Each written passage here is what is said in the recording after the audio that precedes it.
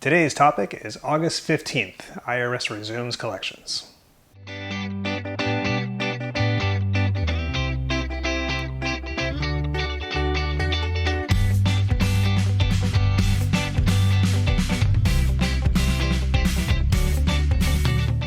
Alright guys, so we said August 15th is the topic of today's video. That's because the IRS is doing collection actions again starting August 15th. That means bank levies, wage garnishments, and tax liens are going to be happening again from the IRS. It has been almost a year and a half since the IRS has done any collection actions. They stopped doing them during COVID and gave people a break during the rough time, but they did start warning us on June 15th with notice letters that they're coming forward again.